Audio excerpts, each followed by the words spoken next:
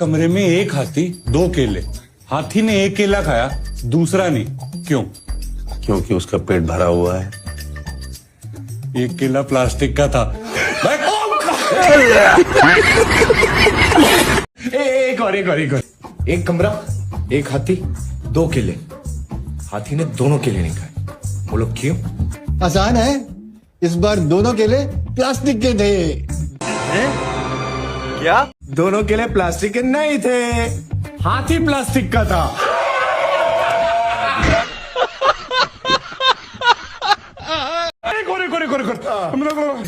एक कमरा, एक हाथी, दो केले, हाथी भी असली केले भी असली, हाथी ने फिर भी नहीं खाए, क्यों?